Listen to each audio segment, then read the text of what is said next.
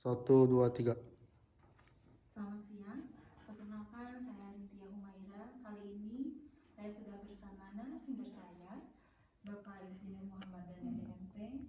Dan pada hari ini saya akan berbincang mengenai pilkada yang akan datang. Langsung saja, marilah kita sapa. Selamat pagi, Pak. Pagi. Bagaimana Bapak kabarnya hari ini? Alhamdulillah sehat. Bapak langsung saja, apakah Bapak bersedia berbagi wawasan atau mengemukakan pendapat Bapak mengenai pilkada tahun ini? Oke, silakan. Baik ya Pak, sebelumnya apakah Bapak terlibat dalam pilkada tahun ini? Atau Bapak masuk tim sukses atau masuk ke dunia politik? Pada kesempatan di Pilkada 2004 ini, saya tidak menjadi tim sukses ataupun tim yang lainnya. Karena saya selaku ASN, saya harus bersikap netral dalam hal ini, gitu kan. Jadi dalam kesempatan pada Pilkada 2024 ini, saya khususnya tidak berpihak kepada siapapun, karena dalam aturan kita selaku ASN kita harus pada posisi netral, gitu kan. Baik ya Pak. Pilkada 2024 akan diadakan di sejumlah daerah di Indonesia. Hal apa yang menurut Bapak menarik pada pilkada tahun ini? Nah, yang menarik pada pilkada tahun ini di tahun 2024 ini sangat menarik karena pemilihan pilkada ini serentak ya, di beberapa daerah serentak karena ini ada aturannya dalam undang-undang ya, undang-undang tentang kepemiluan atau undang-undang KPU, di mana undang-undang KPU mengharuskan beberapa daerah melakukan pilkada serentak. Itu pilkada bupati, pilkada wali kota ataupun pilkada gubernur. Tantangan terbesar apa yang menurut Bapak untuk menghadapi pilkada tahun ini, untuk pilkada tahun ini supaya berjalan dengan adil dan demokratis? Nah, tantangannya sekarang di masyarakat ya, di masyarakat karena masyarakat kita adalah masyarakat yang heterogen ya, berbeda-beda gitu. Jadi yang jadi apa tadi tantangannya sekarang bagaimana menyamakan satu persepsi supaya pertama mereka harus bisa melakukan kewajibannya atau haknya sebagai masyarakat Indonesia yang harus melakukan pemilihan umum atau melakukan pencoblosan. Di lain pihak juga karena berbeda-beda orang, berbeda-beda pendapat ya, atau berbeda-beda pikiran, jadi mereka tidak bisa diarahkan kepada satu calon saja karena ini calonnya banyak gitu kan ya. Contoh di Jawa Barat ada 4 calon, kita tidak bisa gitu kan mengarahkan kepada satu calon saja karena ini sifatnya ya bebas dan rahasia gitu kan. Mungkin itu tantangannya, kita menyamakan atau mengarahkan orang kepada satu calon saja gitu kan, tidak bisa karena ini udah ada satu jadi kalau pemilihan kata ini kan bebas dan rahasia gitu kan ya. Dan hak semua warga ya. Hak semua warga itu bebas. Menyatukan tidak akan bisa kalau berbeda-beda karena kita kan Bhinneka Tunggal Ika, iya, kan? Berbeda-beda ya Pak. Iya. Kemudian bagaimana menurut Bapak peran partai politik dalam pilkada yang akan menjadi pertimbangan utama bagi partai politik untuk mengusung calon-calon kepala daerah? Nah, yang jadi permasalahan atau tantangan ke depan untuk partai-partai itu memilih calonnya ya. Iya. Memilih calonnya bagaimana, calon ini gimana nih, punya elektabilitas tinggi, nah terutama dari elektabilitas. Iya. Ya, seperti kita ketahui bahwa di media-media sosial ya banyak sekali bukan media sosial, bahkan bangsa poster dan sebagainya mencari sosok seorang pemimpin yang benar-benar akan dijadikan seorang panutan buat di daerahnya gitu kan. Ya, itu tantangan berat juga buat partai-partainya bagaimana untuk menyeleksi calon-calon yang akan dijadikan sebagai calon pemimpin di daerahnya masing-masing. Terkait tadi yang pilkada ya Pak ya, pertimbangan utama bagi partai politik kan sekarang banyak juga yang menggunakan media sosial. Kemudian bagaimana peran media sosial dalam kampanye pilkada menurut Bapak, sejauh mana media sosial dapat mempengaruhi opini publik bagi masyarakat? Oh, banyak sekali ya. Kalau terutama di media sosial yang tadi di media sosial, bahwa pengaruh media sosial terhadap pemilihan pilkada ini sangat luar biasa.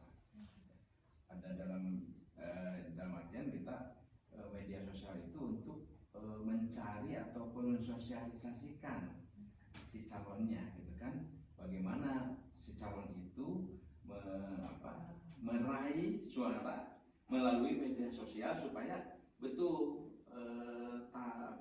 visi dan misinya itu bisa tersampaikan melalui media sosial itu. Nah, kalau visi dan misinya bisa tercapai atau bisa tersampaikan, berarti masyarakat bisa menilai melalui media sosial. Oh, ini calon A, B, C, dan D, gitu kan? Ya. Kemudian menurut Bapak, hal apa yang harus diperhatikan oleh para calon-calon kepala daerah agar tidak terjerumus pada informasi yang mengenai ujaran kebencian? Untuk calon-calonnya, yang pasti paling diutamakan adalah di media sosial. Cara berbicaranya, bagaimana kita menyampaikan, jangan sampai menyakiti satu sama lainnya atau membenci sama lainnya. Sesuai dengan kenyataannya saja. Kalau memang kenyataannya itu sesuai dengan kenyataannya di lapangan, itu aja. Jadi jangan sampai nanti satu sama lainnya membenci, saling menjelekkan. Jadi nanti apalagi kalau misalnya incumbent diceraikan sama yang calon yang lainnya, itu kan sebetulnya gitu kan ya, sebetulnya itu ya tidak elok lah gitu kan ya, kalau menceraikan satu sama lainnya di media sosial ataupun dalam kontestasi pemilihan pilkada ini gitu kan. Bapak, apakah Bapak bisa memprediksi hasil dari pilkada yang akan datang minggu depan ya? Ya, tanggal 27 ya akan melakukan pemilihan umum bersama. Ya, kita tidak bisa memprediksi ya, selain kita memprediksi dari hasil survei ya. Kalau kita melihat dari hasil survei, misalnya hasil survei si A, oh ini ternyata ratingnya tinggi, oh nggak bisa dijadikan, oh dia akan menjadi menang gitu, nggak bisa.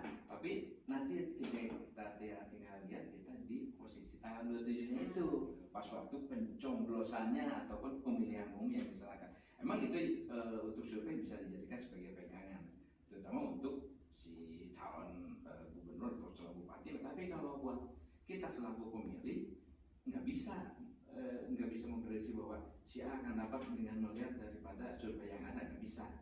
Mungkin dilihat daripada misi dan misinya para calon tersebut gitu kan.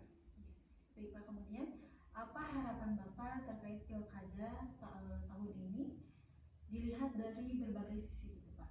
Apa harapannya? Harapannya ya kalau di sisi birokrasi ya mudah-mudahan berharap kita mendapatkan seorang pemimpin yang bijaksana dan arif ya dalam mengelola satu organisasi gitu kan ya. Keduanya juga dari aspek perekonomian, kita berharap mungkin bisa saja perekonomiannya bisa maju. Terus juga dari aspek kesejahteraannya gitu kan, kesejahteraannya dengan adanya mungkin nanti pemimpin baru yang arif dan bijaksana ataupun tegas ya, kita bisa bisa melihat atau bisa menghitung nanti kesejahteraan masyarakatnya di mana gitu kan ya. Kan kadang-kadang kita melihat dari aspek kesejahteraan itu daripada janji-janji yang ada di visi dan misinya itu. Kalau visi dan misinya terlalu itu bisa diaplikasikan dan untuk meningkatkan kesejahteraan, itu yang diharapkan oleh masyarakat semuanya. Baik Pak, mudah-mudahan apa yang Bapak harapkan terutama kita semua ya, bahkan dalam pilkada kali ini mudah-mudahan tercapai dengan baik. Sekali lagi terima kasih banyak Bapak Sama-sama. MP selaku narasumber saya yang telah meluangkan waktu untuk berbagi wawasan mengenai pilkada tahun ini. Oh ya Pak, sebelum ditutup, apakah Bapak ingin menyampaikan pesan kepada masyarakat bagi yang akan memberikan suara pada minggu depan, Pak? Nah, untuk khususnya masyarakat banyak ya, ini kan satu hak kita selaku warga negara ya, untuk melakukan pemilihan daerahnya masing-masing. Ya, ambillah hak itu, pilihlah dengan hati nurani ya, sesuai dengan pilihannya masing-masing, tidak terpengaruh oleh intervensi, hasutan dan yang lainnya. Mudah-mudahan pemilih kan daerah atau pilkada tahun 2024 ini bisa berjalan dengan lancar sesuai dengan keinginan kita bersama. Terima kasih. Assalamualaikum warahmatullahi wabarakatuh. Amin. Pilkada bukan hanya sekedar memilih pemimpin, tetapi juga pilkada merupakan bagian penting dari tanggung jawab kita sebagai warga untuk menemukan masa depan daerah. Kami berharap semua masyarakat dapat menggunakan hak pilihnya dengan bijak. Saya Rintia Humaira dan narasumber saya, Bapak Insiden Muhammad Terima kasih. pamit undur diri. Sampai jumpa. Assalamualaikum warahmatullahi wabarakatuh.